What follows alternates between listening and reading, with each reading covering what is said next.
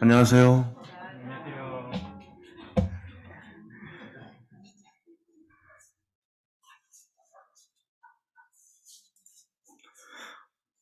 어, 저희가 이제 기납적인 성경 공부라고 해가지고 3주 정도 교재를 이어나가고 있는데요. 이제 한 달 정도씩 시간을 나눠서 쓰다 보니까 정확하게 이해하기가 힘든 것 같은데 좀 시간을 맞게 처음부터 이렇게 좀 줄여서 했으면 좋았겠다라는 생각도 해보게 되는데 이게 제가 쓰고 있는 프로그램은 그리스도인 훈련원에서 쓰고 있는 그 자료들입니다. 훈련원에서 쓰고 있는 자료들인데 이 자료만으로도 이제 한 달 정도 이제 교과가 들어가요. 하루에 그 4시간씩 해서 그러다 보니까는 좀 짧은 시간에 효율적으로 형제 자매님들께 말씀을 아, 예. 말씀을 효과적으로 드리지 못하는 부분들이 있어서 좀 양해 말씀을 구하고요. 지난 시간 말씀들 짧게 돌아보고 그리고 이제 오늘 그 적용에 관한 부분들 말씀을 좀 듣고 그리고 제가 개인적으로 이제 최근에 들었던 말씀이 있거든요. 마이클 형제님이라고 저희 수요 집회 그 금요 그 가족 모임에서 들었던 그 말씀을 요약한 부분들을 같이 접목해서 내용을 살펴보도록 하겠습니다. 기납적인 성경 공부에 대해서 지난 시간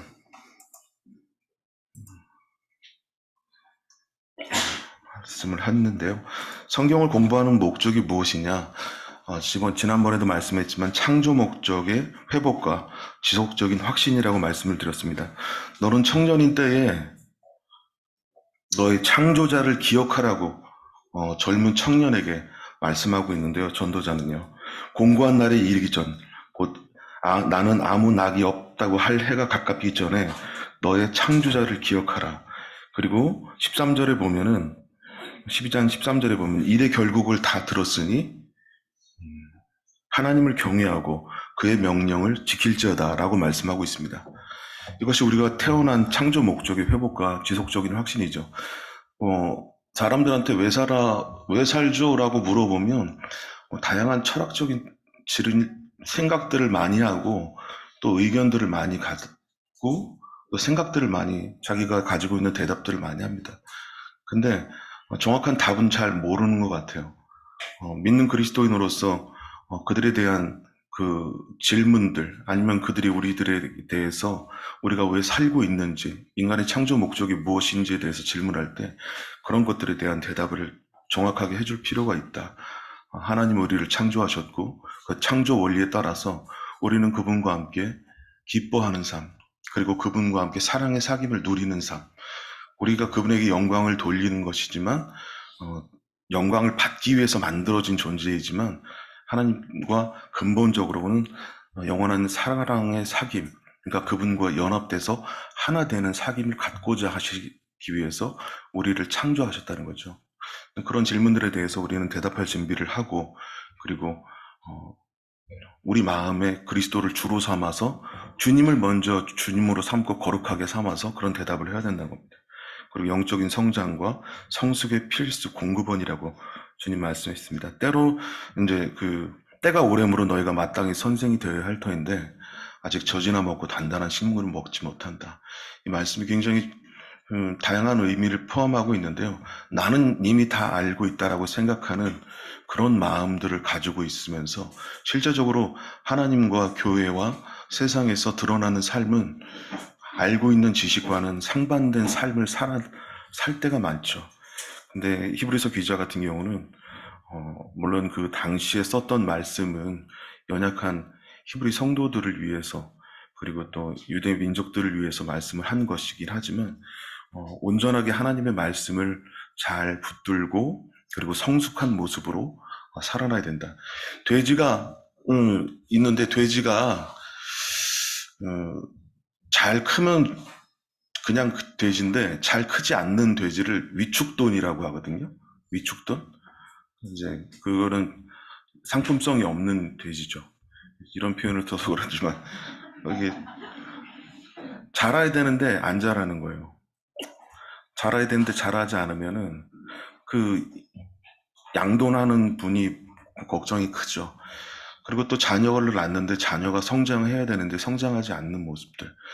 몸은 커가지만 또 육체는 커가지만 실제 하나님과 관계없는 삶을 살고 있는 모습을 볼 때 창조자는 마음으로 탄식하시게 된다. 그리고 굉장히 마음 아파하고 있다라는 것을 알아야 됩니다. 그리고 하나님의 명령입니다. 진리의 말씀을 옳게 분별하고 부끄러울 것이 없는 일꾼으로 인정된 자로 자신을 하나님 앞에 드리라. 그리고 바른 섬김과 열심의 척도가 되기 때문에 또 말씀을 바르게 전달할 수 있는 방법이기 때문에 우리가 성경을 공부하는 것이 중요한 것이다 라고 말씀드리고 있습니다. 근본적으로는 사실 사람이 하나님과 연합돼서 하나가 될 수 있는 존재가 된다라는 것은 이 땅에서 누구도 경험해보지 못하고 생각해보지 못하고 깊이 있게 관심을 갖지도 않았다는 겁니다. 않을 것 같아요. 그리스도와의 연합이 됐다라는 것. 그러니까 성부와 성자와 성령. 태초에 말씀이 계셨는데 그 말씀 곧 하나님이셨고 아버지와 아들과 성령이 가지고 계셨던 그 영광을 사람이 하나님 곧 그분과 같은 존재가 되어서 그분이 머리가 되고 우리는 육체가 돼서 하나의 사귐을 갖고 영원한 그 사랑의 사귐 가운데 있다라는 그런 놀라운 은혜를 우리에게 베푸시는 것에 대해서 우리는 설명할 준비를 하고 있어야 된다라고 베드로전서 3장 15절은 말씀하고 있습니다. 누가 내게 대한 너의 마음을 그리스도를 주로 삼아서 거룩하게 하고 누가 내게 대한 소망을 물을 때 대답할 것을 준비하되 온유한 마음과 두려운 마음을 갖고 그 소망에 대해서 이야기해 주라고 그게 말씀을 바르게 전달할 수 있는 방법이라고 말씀드렸습니다. 네, 하나님의 명령, 진리의 말씀을 옳게 분별하며 부끄러울 것이 없는 일꾼으로 인정된 자로 하나님 앞에 자신을 드리기를 힘쓰라. 저번에 말씀드렸지만 돌로토로메오라고 하는데 절지선이죠. 그러니까 하나님이 이 성경을 기록할 때는 신비적으로 해석을 하는 게 아니라 하나님이 기록한 방법대로 그 절지선을 잘라 나가라고 하는 겁니다. 그게 인정된 자가 보여야 될 합당한 자세인데 근데 말씀을 옳게 분별하지 못하면 지난번에도 말씀드렸지만 펴서 그리고 어쩌다가 이렇게 한번 힘들 때 그리고 무슨 문제가 생겼을 때 그렇게 성경을 읽다 보면 잘못된 해석들이 나올 수 있다. 그렇게 말씀을 드렸습니다. 인정된 자라는 것은 히브리어로 그 헬라어로 도키모스라고 했죠. 재련되다 그리고 담금질하다. 이런 분들은 하나님 앞에서 온전하게 쓰일 수 있도록 하나님이 재련하고 있다. 그리고 단련했다라는 뜻입니다. 그런 상태로 자신을 드리는 것이 필요하다고 말씀드렸는데요. 개인의 영적 성숙과 성장과 성숙. 저번에 세 가지 유형의 성경 학도가 있다고 그랬습니다. 하나는 이제 꿀 섞은 과자형인데요. 도키모스. 그러니까 인정된 자로 자신을 드리는 사람이고요. 두 번째 성경 학도가 있는데 기름 섞은 과자형, 그리고 박한 식물형이 있습니다.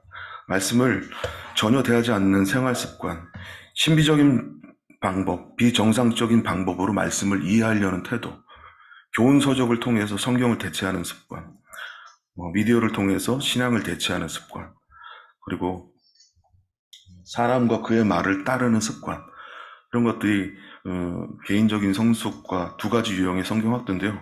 말씀을 전혀 대하지 않고 우리가 문 밖을 나선다는 것, 그러니까 아침에 일어나면 항상 말씀드리는 게 제일 먼저 하는 게 뭐냐고 물어보시면은 핸드폰 봐요, 뭐 해요 하지만 제일 먼저 하는 게 뭐냐면 생각이에요.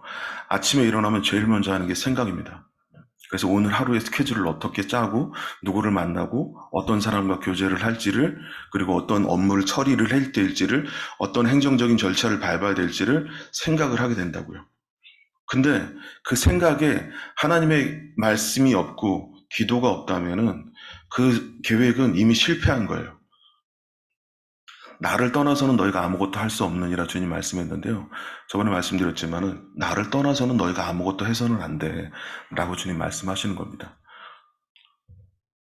말씀을 대하는 것이 필요하다라고 말씀드렸습니다. 이런 결과는 말씀의 본질을 이해하지 못하게 되고요.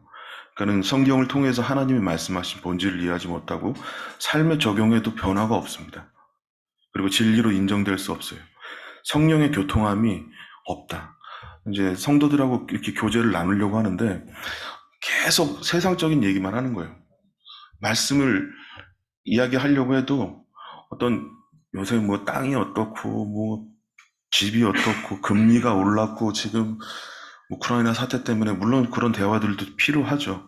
하지만 우리가 하나님과 만났던, 그분과 교제했던 실패, 또 그분과 나누었던 승리, 그리고 도전, 전도, 뭐 이런 모습들에 대해서 간증을 나누는 것이 필요한데, 그런 것들이 없이 그냥 와서 교회에서 얼굴 보고 이렇게 간단한 대화 나누고 그냥 헤어지는, 점점 이렇게 변해가는 그런 모습들을 보게 됩니다. 이 말씀이 없기 때문이고 성령과의 교통이 없기 때문에 이런 모습이 나타난다고 말씀드렸습니다. 성경 공부에 앞서서 가져야 할 몇 가지 내용들, 자연적인 차원의 성경 공부라고 하는데요. 성경은 인간에게 주어진 책이기 때문에 말씀을 제대로 읽는 것이 잘 읽어내는 것이 필요합니다. 전후 문맥을 살피고 그리고 전체적인 내용을 파악하는 것, 그것이 중요하다고 말씀드렸죠. 그리고 우리의 지성을 통해서 성경을 읽는 것들, 그리고 교육적, 실제적, 원리적인 내용들을 찾아내서 거기에 담겨져 있는 내용이 무엇을 뜻하는 건지를 판별하는 것이 중요합니다. 이건 1차적인 차원이고요. 영적 차원의 성경 공부. 성경은 영적인 책입니다. 사람이 아무리 뛰어난 지혜와 그리고 그 관찰, 해석, 적용을 통해서 관해적인 성경 방법을 통해서 거기에 있는 인물과 사건과 배경들, 그리고 역사적, 문화적, 지리적, 그리고 거기에 있는 관계적인 내용들을 파악해서 이해했다고 하더라도 하나님이 나에게 주시는 말씀으로 받지 않으면, 성령을 통해서 이 말씀을 이해하지 않으면 안 된다는 거죠. 아버지 하나님께서 아버지 하나님을 이해시키시기 위해서 보내신 분이 예수 그리스도입니다. 로마서 8장 3절에 보면은 율법이 육신으로 말미암아서 연약하여서 할 수 없는 그것을 하나님은 하신다. 그래서 자기 아들을 죄 있는 육신의 모양으로 보내서 우리의 죄를 정케 하셨고 또 우리를 하나님 앞에 온전하게 완전한 자로 세우셨다라고 했습니다. 그래서 아들 예수 그리스도를 통해서 아버지를 볼 수 있게끔 하나님은 만드셨어요. 근데 아들 예수 그리스도를 통해서 또 우리한테 보내신 분이 누구시냐면요, 성령님이십니다. 예수 그리스도는 우리에게 생명을 주시기 위해서 오셨어요. 그리고 우리 같은 자들이 우리 마음 안에 하나님을 집어넣을 수 있는 그 완전한 거룩한 공간을 만들어내시기 위해서 십자가에 달리시고, 내가 간 이후에 이제 너희에게 보혜사가 올 것이다. 그가 나에 관한 것들을 설명하실 것이다. 그가 자의적으로 말하지 않고, 나는 자의적으로 말하지 않고 내 뜻을, 아버지의 뜻을 말한다. 그와 같이 성령도 그리하신다고 말씀하셨습니다. 기속적으로 성령에 대해서 말씀하시는데, 예수 그리스도가 우리에게 주신 것은 성령입니다. 그 성령을 통하지 않고는 아버지의 뜻을 이해할 수가 없을 뿐더러 예수 그리스도의 뜻을 이해할 수가 없어요. 제가 구원받고 나가지고서는 너무 하나님의 은혜가 감사해서 열심히 하나님을 위해서 살아야지, 그리고 하나님의 뜻에 맞게 내 삶을 드려야지 라고 했었는데, 그것이 얼마나 하나님 앞에 온전하지 못한 생각이었는지에 대해서 주님께서 깨닫게 하셨어요. 내가 가지고 있는 선한 거, 내가 가지고 있는 잘난 거, 우리가 다 하나님 앞에서 나쁜 것만 있는 건 아니지 않습니까? 좋은 것들도 있어요. 그런 것들로 하나님을 섬기려고 했던 시도들, 그것이 하나님 앞에 합당치 않다는 거죠. 그래서 성령을 통해서 하나님께서 주시는 말씀들을 지적으로 이해하고 동의하되 영감을 통해서 나에게 주시는 말씀으로 받는 것이 필요하다라고 말씀드리는 겁니다. 하나님의 음성을 듣기 위한 중요한 단계, 우리가 할 일, 성경을 열어야 됩니다. 성경을 열지 않고는, 아침에 무엇이 됐건 성경을 열지 않고는 하나님의 뜻을 알 수가 없어요. 그리고 지성을 여는 겁니다. 이 교사가 해야 될 일인데요. 아까 말씀드렸듯이 진리 말씀으로 옳게 분별해서 잘 말씀들을 교훈하는 것. 우리 주일학교 선생님들, 그리고 학생의 선생님들, 그리고 우리 각 부처에 계신 형제 자매님들은 지성을 열 필요가 있어요. 다른 분들보다 2배, 3배 노력을 하셔서 말씀을 옳게 분별하는 방법들을 알고, 그리고 그것이 하나님의 그 원저자의 뜻이 무엇인지에 대해서 알아야 될 마음, 준비 자세가 필요합니다. 그 마음을 열어야 됩니다. 마음이 굉장히 분주하죠. 저도 지금 뭐 조그맣게 사업 하나가 있는데 굉장히 행정적인 일도 많고 처리할 일도 많고, 근데 저번에 제가 한번 그 책을 봤는데, 해야 할 일이 많다고 생각되겠지만은, 내가 가장 먼저 해야 될 일은 그리스도께 내 삶을 연결하는 것이다. 주님이 그렇게 말씀을 주시더라고요. 마음을 열어야 됩니다. 많은 일들이 있지만 제일 먼저 우리가 해야 될 일들은 우리 삶을 그리스도 곧 말씀에 연결하는 것이 중요하다라고 주님 말씀하십니다. 귀납적인 성경 방법이라는 모든 사실들을 수집하고, 그리고 수집한 사실들을 주의 깊게 분석해서 결론을 내는 것을 귀납적이라고 합니다. 그러니까 성경을 읽어서 다 찾아보고, 아, 하나님은 사랑이시구나 라고 결론을 내는 걸 귀납적이라고 하는 거고요. 연역적이라는 것들은 이제 사랑인 하나님을 기준을 두고 그 방법을 찾아내는 거죠. 그 내용들을 찾아내는 거. 그래서 귀납적인 방법은 이런 그 성경 연구 방법이 필요하다라고 합니다. 그래서 세 가지가 필요한데요. 관찰, 해석, 적용. 이 세 가지 해석 방법으로 성경을 해석한다고 저번에 말씀을 드렸습니다. 관찰이라는 것은 본문의 모든 사실들을 수집하는 단계입니다. 본문이 무엇을 말하고 있는지를 읽고 이해하는 단계. 이게 관찰 단계입니다. 등장인물, 장소, 줄거리. 아까 그 지성을 사용하라고 그랬죠. 그래서 하나님이 신비적으로 나한테 오늘 무슨 말씀을 주실 거야 라고 탁 폈는데, 저번에 말씀드렸듯이 합당하지 않은 말씀들이 내가 원하는 말씀이 아니에요. 또 다시 피고, 또 결국은 내가 원하는 말씀들로 그렇게 하는 것이 아니라 꾸준한 시간을 두고 하나님의 말씀을 정독하고 읽는 것이 필요하다. 등장인물 단계는 누가 나오고 있는지를 살피는 겁니다. 몇 명이 나오고 있는지, 인적사항, 나이, 성별, 직업, 상호관계, 원수인지 친구인지 아는 사이인지 낯선 사이인지를 파악해서 그 본문이 가지고 있는 사실들에 대해서 접근하는 거예요. 성경을 해석하는 방법 중에 그리고 본문의 배경, 나라인지 도시인지 농촌인지 역사적, 문화적, 정치, 종교, 지리적으로 상황을 파악하는 게 중요하다고 말씀드렸죠. 저번에 시간이 좀 많이 갈 것 같아서 이건 좀 건너뛰기로 하겠습니다. 이렇게 지리적이나 문화적으로나 정치적이나 종교적으로 파악하는 것이 중요하다라고 말씀을 드렸습니다. 두 번째 해석을 저번에 이제 하다가 조금 끊겼는데요. 해석은 그것은 무엇을 뜻하는가, 사실에 입각해서 결론을 내는 거, 이걸 해석이라고 합니다. 본문은 무슨 의미를 담고 있는지, 시공을 초월하는 성경적인 원리들을 찾는 단계인데요. 이제 당대 메시지, 그러니까 최초의 청중에게 주고자 한 메시지는 무엇인지에 대해서 우리가 파악하는 겁니다. 성경을 통해서 하나님은 그들이 무엇을 하기를 원하셨는지를 발견하는 거죠. 그리고 그 문제에 대한 하나님의 해결책은 어떤 방법이 있었는지를 찾아내는 겁니다. 성경을 읽고도 할 수 있지만은 참고 서적들, 그리고 요새는 좀 많이 나와 있는데요. 주예서들이나 주석서들도 굉장히 많이 나와 있습니다.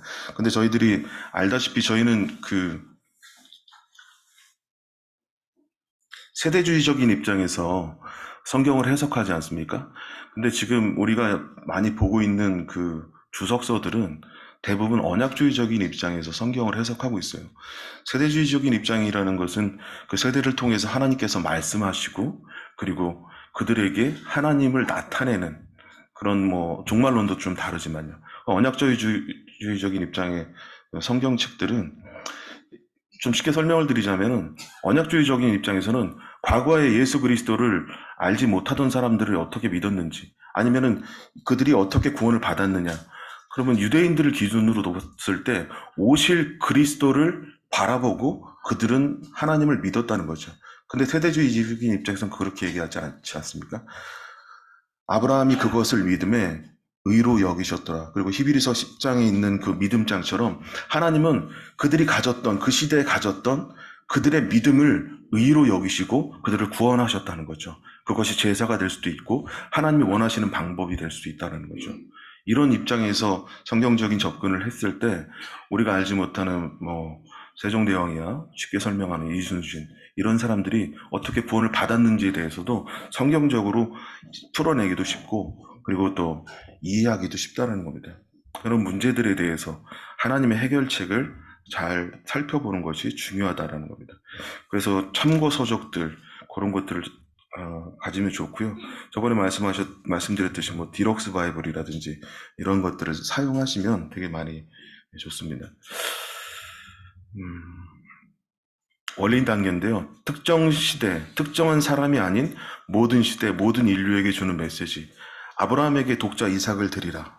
노아에게 방주를 지으라. 절기를 지키라. 이거는 특정 시대, 특정 사람에게 주셨던 말씀이시죠.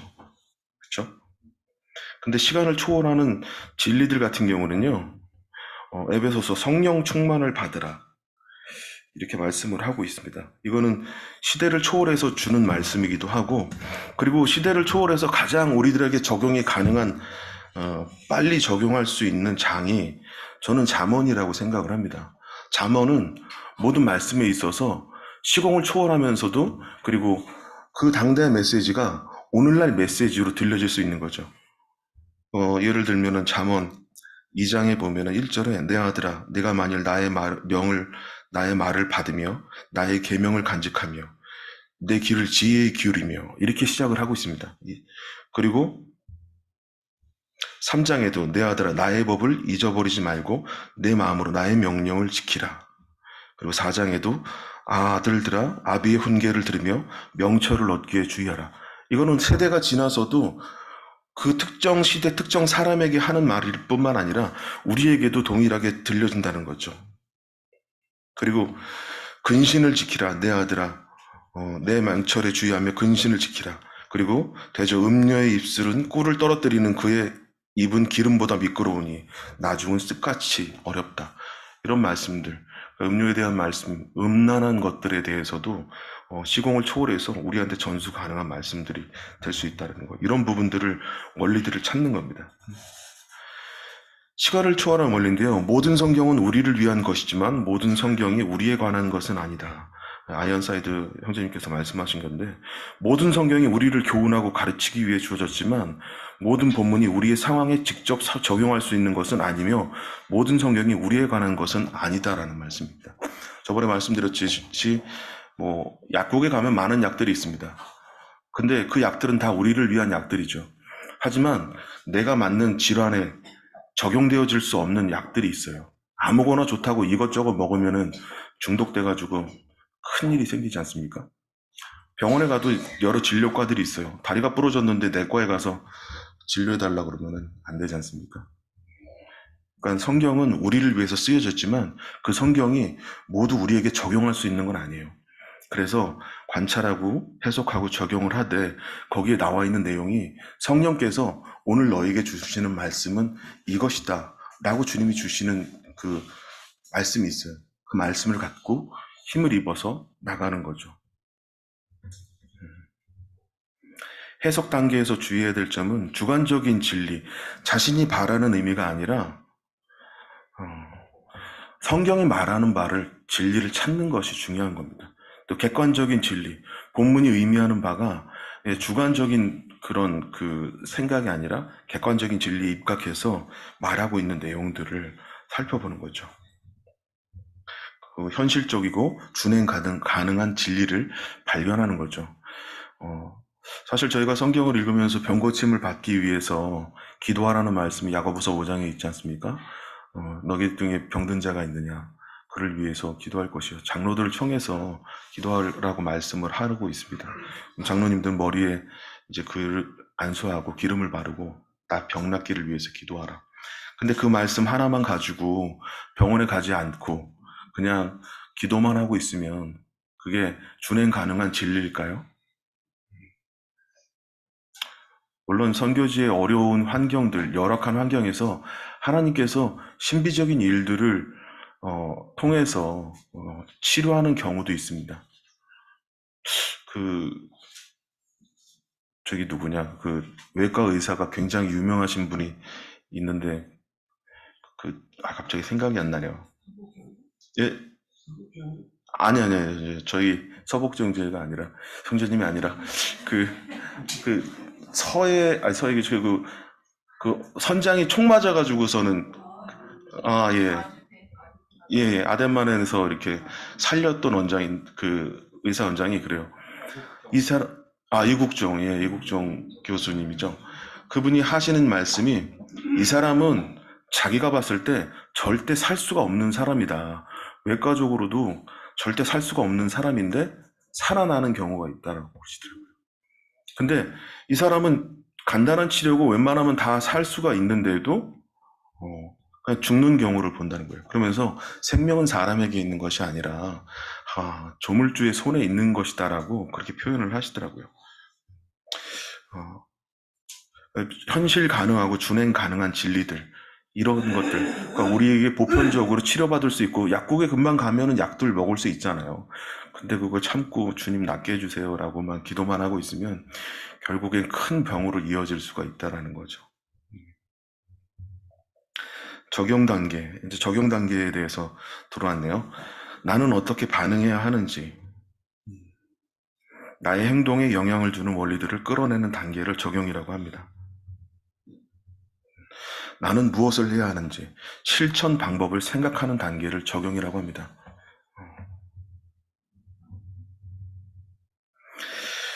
원리를 개인의 삶의 현장으로 옮기는 단계인데요. 가장 소홀히 여기는 단계이기도 하고, 여기서 실패하면 모든 것을 실패한다라고 말씀하고 있습니다. 적용 없는 해석은 유선과 같다. 올바른 적용이 안 되면 개인의 삶 속에 영향력이 없다는 거죠. 우리가 성경을 해석하고, 그리고 그 안에 있는 원리들을 캐내고, 거기에 들어있는 그 하나님의 말씀들을 분석하고 단어들을 주의해서 발견해 낸다고 할지라도 결국 우리 삶에 적용하지 않으면, 내 삶에 적용하지 않으면 나한테서 그리스도가 나타날 수 없다라는 거죠. 결국 하나님께서 우리에게 나타내시고자 하는 것은 그리스도, 곧 말씀이시거든요. 그래서 다른 사람들하고 있을 때, 뭐, 이런 여러 가지 일들이 있을 수가 있죠. 뭐 화나는 일이 있고, 온전한 일이 저한테 이제 예를 들면 좀 기분 나빠하는 일이 있을 때, 뭐, 형제를 사랑해라. 그리고 어제도 좀 제가 좀 요새 가라앉아 있는데, 제가 이제 친한 사람한테 좀 실수를 했어요. 실수를 했는데, 그렇게 안 해도 되는데, 주님이 말씀을 주시더라고요. 무슨 말씀을 주시냐면은, 예, 어째 형제의 눈에 있는 티는 보고 내 눈에 있는 들보는 깨닫지 못하느냐. 근데 그 말씀만 주신 게 아니라, 그 말씀을 한, 그러니까 이해를 못하니 너무 기분이 상해 있으니까는 계속 그 말씀들 위주로만, 그러니까 용서하라는 말씀이 아니라 비판하지 말라, 판단하지 말라, 그를 존중히 여기라는 말씀들을 계속 읽게 하시더라고요. 그 내용이 있는 장을 계속 읽게 하시더라고요. 그래서 이제 거기에서 적용하는 것이 중요함을 발견을 했습니다. 삶의 적용인데요. 이 진리와 나와의 관계를 생각하는 단계, 나의 삶 속에 적용할 필요한 영역, 책망의 영역, 기회의 영역은 무엇인가? 이 진리를 내 삶 어느 영역에 적용할 것인가? 살펴보는 것이 중요한데요. 그 세부 사항들은 좀 뒤에 있으니까 거기를 살펴보겠습니다. 계획 단계. 어떻게 그 변화가 일어나게 할 것인가? 이거 사실 우리가 해야 되는 거죠. 지혜를 통해서요. 관계가 안 좋다면, 교회적으로 문제가 있다면 어떻게 하면 이 사람하고 아니면은 또 이 관계를 헤쳐나갈 것인가를 기도해야 되는 거예요. 그냥 나는 B형이니까 확 화내고 뒤끝은 없어. 뭐 그런 사람들도 있는데, 근데 이 영적인 부분은 전혀 그런 것과는 상관없더라고요. 어떻게 변화할 것인가? 그러니까는 타인과의 관계에 있어서 내가 가져야 될 태도는 무엇인지에 대해서, 그 첫 단계가 무엇이 되어야 될 것인가? 사실 기도가 되어야 된다라고 봅니다. 어떤 사람을 만나러 갈 때도 누가 찾아온다고 할 때도 되게 조심스러워요. 그러면은 기도하는 겁니다. 기도하고 하나님 앞에서 이 일이 이 사람과의 관계가 온전히 풀어지길 원합니다. 라고 딱 마음을 가지면 주님께서 주시는 마음이 무슨 마음이냐면 겸손해라. 죽어라. 예, 죽어라. 그리고 그가 무슨 말을 하든지 순종할 마음을 가져라. 근데 이게 그런 마음을 갖는 것 자체가 훈련이 되어지면 더 많은 마음을 가질 것 같죠. 근데 그렇게 안 되더라고요. 결국은 하나님께서 어떻게 만드시냐면요. 내가 저분보다, 내가 그분보다 온전하지 않은 존재다. 합당하지 않은 존재구나. 하나님 앞에서뿐만 아니라 성도들 앞에서 설 수 없는 존재구나. 라는 마음을 갖게 하시고 굉장히 겸손함을 넘어서 그러니까는 어떻게 보면 자기 자신에 대해서 하나님과의 관계에서 있어서는 완전히 온전한 마음을 갖고 있다고 할지라도 실제 삶에서 드러나는 나의 연약함, 나에 대해서 성도님들이 잘 모르시잖아요. 근데 제가 저를 보는 모습은 끔찍해요. 그리고 하나님 앞에서 온전하지 않음을 발견해요. 이런 모습을 가지고 성도님들 앞에 서고 어떤 지체에 대해서 무슨 조언을 해주고 합당하지 않다라는 생각을 가질 때까지 주님이 그렇게 한다는 거죠. 하지만 하나님 앞에서 나의 모습은 온전하고 완전하고 그리고 사랑받는 존재다라고 하나님이 느끼시게 하는 겁니다. 예전에 교회에서 이런 형제님이 계셨는데요. 우리가 얼마나 악한 존재인지를 깨달아야지 된다라고 하는 거예요. 그게 유행이었어요, 조금. 얼마나 악한 존재인지를 깨달아야 된다. 그러면서 우리가 하나님 앞에서 악한 자라는 것을 깨달아야 된다라고 막 말씀을 하시고, 너는 이만큼 깨달았어.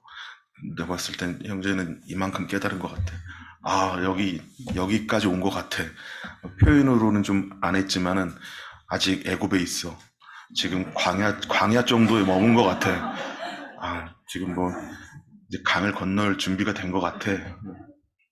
이런 표현을 좀 해준 그런데 그런 말씀들이 좀 있어셔가지고 굉장히 제가 나는 자존감을 상실하고 하나님 앞에 온전하지 않은 사람이다라고 생각을 하고 있었는데 근데 주님께서 깨닫게 하신 게 있었어요. 그래서 내가 왔잖니. 네가 얼마나 악한 존재인지를 깨닫는 것도 중요하지만 그거는 내 안에서 이미 다 사라진 이유들이야. 그리고 네가 네 자신을 볼 때 적용할 수 있는 거지. 네가 얼마나 아름다운 존재인지, 완전한 존재인지, 사랑받을 만한 존재인지 너가 깨달아야 돼. 그래서 내가 온 거야. 라고 주님이 말씀하시니까 그 원리들이 다 허무하게 느껴지더라고요. 나중에 그렇게 하셨던 분들은 좀 출교되셨어요. 한번 출교 좀 그걸 주장하시던 분이 계셨는데 그 완전 성화 진리 뭐 이렇게 그걸 가르치고 있으셔가지고 그만큼 진리에 대해서 명확히 이해하고 아는 것이 중요하다는 거죠. 우선순위 단계. 먼저 변화해야 될 것은 무엇인가? 가치관, 신조, 태도, 성격에 있어서 먼저 고쳐야 할 점은 무엇인가? 생각과 동기에 있어서 먼저 고쳐야 될 점은 무엇인지에 대해서 하나님이 앞에서 가져야 됩니다. 변화되어야 됩니다. 지금 상태로 머물러 있어도 좋으신 분들이 있겠지만 하나님은 우리에게 원하시는 건 이 말씀을 통한 태도의 변화거든요. 자세의 변화. 그러니까 예배 때 우리 탕자의 비유를 들었는데 제 자신의 모습을 보는 것을 이제 잘 봤습니다. 변화가 있어야 된다는 거죠. 탕자가 재산이 많을 때는 그것에 대해서 귀하게 여기지도 않고 또 아버지의 사랑이 얼마나 큰지도 몰랐고 근데 나가 보니까 고생을 해보니까 집 떠나면 고생이라고 그렇게 고생을 해보니까 이제 변화가 오는 거죠. 주님께서는 그런 환경과 관계들을 통해서 서로 깎기도 하시지만은 그런 걸 통하지 않고도 변화되기를 원하시는 거죠. 특별히 이 가치관이 변화되어야 된다는 거죠. 우리의 생각들, 우리의 이 마음들, 아까 얘기했듯이 아침에 일어나면 제일 먼저 하는 그 태도와 생각들, 그런 것부터 하나님 앞에 먼저 맡기는 방법들. 사실 뭐 저도 조금 있으면 이제 50이 조금 이제 되려고 하는데 우리 형제 자매님들 어린 분들도 마찬가지인데요. 어린 분들도 다 자기 생각이 있어요. 꼬마들도 마찬가지고요. 그래서 자기 생각들을 먼저 이제 나아가려고요. 나이 드신 분들 같은 경우는 좀 더 배우신 게 많으니까 그런 경험들도 많으시고, 그러니까 어떤 일들에 대해서는 굉장히 의연하게 대처하시고 훌륭하게 조언해 주시기도 하지만, 근데 거기에 그리스도가 빠져 있으면 결국은 허상이다라는 거죠. 내가 말하는 거나 내가 행동하는 거나 내가 제 몸짓하는 거라든지 이런 것들이 그리스도가 나올 수 있도록 말씀으로, 그리고 태도로 이렇게 나와야 된다는 점. 그런 점을 고쳐야 된다. 생각과 동기에 있어서 먼저 고쳐야 될 점이 무엇인지에 대해서 말씀을 통해서 살펴보는 것이 중요합니다. 적용할 때. 필요 연역, 이제 연약한 면이나 죄의 유혹, 그리고 성령의 책망의 영역, 특별히 깨닫게 해주시는 영역들, 이런 부분들이 좀 중요하고요. 기회의 영역들을 또 이게 말씀을 통해서 적용할 때 기회가 될 수 있는 부분들이 많이 있거든요. 이런 부분들을 잘 살펴서 삶에 적용하는 것이 좋습니다. 네 가지 이제 종합해 보면요. 하나님과의 관계, 그리스도인의 삶의 관계에 있어서 하나님과의 관계, 자신과의 관계, 다른 사람과의 관계, 사단과의 관계에서 실제적으로 적용하는 부분인데요. 하나님과의 관계에 있어서 자, 의지해야 될 진리가 무엇인지에 대해서 말씀을 통해서 적용할 부분을 찾는 겁니다. 순종해야 될 명령은 무엇인가? 그리고 표현해야 될 기도는 어떤 것이 있는가? 주의해야 될 도전, 주장해야 될 약속, 즐거워해야 할 교제. 이 하나님 앞에서 우리가 발견해야 되는 것들. 사실 이것보다 더 많은 것 많죠. 대표적으로 의지해야 될 진리라요, 순종해야 될 태도, 명령, 이런 부분들. 하나님과의 관계에서 잘 살펴야 됩니다. 그리고 자기 자신과의 관계에서 반성해야 될 생각이나 말, 취해야 될 행동, 쫓아야 할 본, 피해야 할 실수, 바꾸거나 경계해야 될 태도, 바꿔야 할 우선순위, 추구해야 될 목표, 붙잡아야 될 개인적인 가치관이나 신조, 버려야 할 죄. 이게 자기 자신과의 관계에서 적용할 수 있는 필요한 부분입니다. 계속 게임에 빠져 있는 그런 상태라든지 아니면은 뭐 이렇게 담배, 술, 그리고 아니면 내가 사람들한테 대할 때 여과 없이 막 말을 하는 거, 그리고 그냥 내가 가지고 있는 생각대로 그냥 말하는 거, 그리고 내가 가지고 있는 상처들을 여과 없이 표현하는 것들, 이런 것들 자기 자신과의 관계에서 버려야 될 부분들, 이런 것들은 죄죠. 붙잡아야 될 개인적인 가치관이나 신조는 예수 그리스도, 그분 한 분이시라는 거, 이런 부분들을 우리가 살펴봐야 됩니다. 그리고 다른 사람과의 관계, 가정과 교회, 직장, 학교, 사회, 세상에서의 관계, 나누어야 될 증거, 나를 통해서 그리스도가 증거되고 있는가, 베풀어야 될 격려, 이 격려가 참 인색한데요. 격려하는 게 굉장히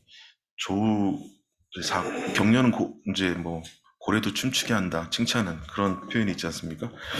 비싸지도 않고 돈도 많이 안 드는데 굉장히 사람을 자존감을 높여주고 나로 하여금 또 굉장히 그 친근감을 갖게 하는 거, 격려, 인사, 이런 거죠. 해야 할 봉사.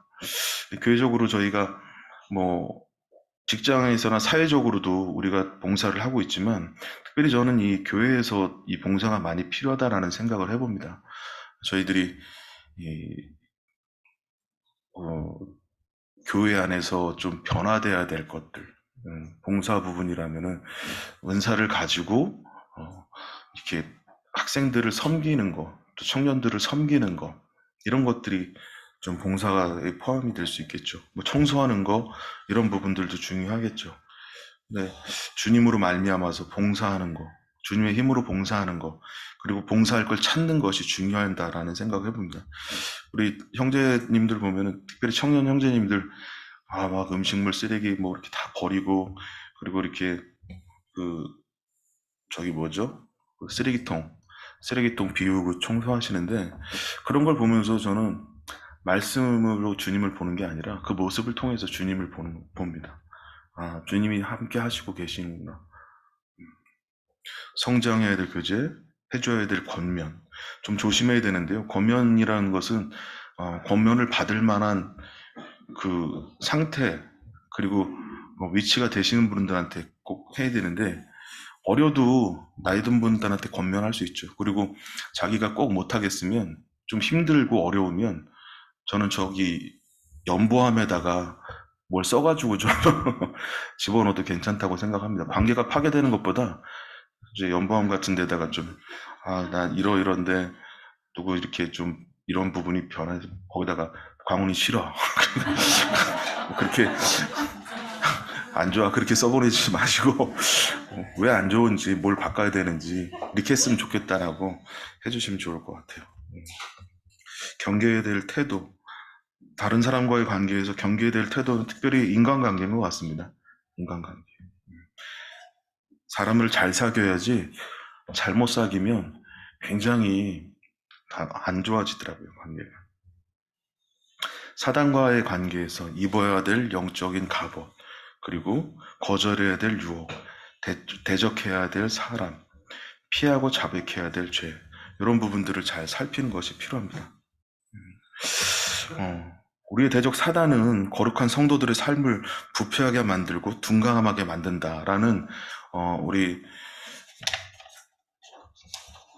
형제님의 글인데, 제가 한번 읽어드리겠습니다. 우리의 대적 사단은 거룩한 성도들의 삶을 부패하고 둔감하게 만들고 가능하면 영적인 양심을 죽이는데 온 힘을 쏟고 있다. 오늘날 우리 세계에 만연한 상대주의, 물질주의, 나르시스즘. 이게 나르시스즘이 뭔가 찾아봤더니 자기주의더라고요. 세속주의, 쾌락주의, 이러한 사단의 작품이 우리 속에 큰 진전을 이루었음을 우리는 부인할 수 없습니다. 사탄의 목적은 성도의 믿음을 무너뜨리는 것입니다. 성도들은 걸러지지 않은 세상의 정보들, 곧 현대적이고 진보적이라는 허울에 둘러쳐진 사상과 윤리들을 점점 당연시 받아들이고 있습니다. 말은 그렇게 하지 않지만 자기 성취가 자신의 1차적 가치이자 진정한 자유를 위한 유일한 수단이라는 신념에 기초해서 생활해 가고 있습니다. 또 어떻습니까? 말씀 없이 사는 현대 크리스천들은 문란한 성관계, 더불어서 반복되는 결혼과 이혼, 이에 따른 낙태, 동성애적인 생활 방식이 정당성을 갖는 사상에 점점 물들어가고 있습니다.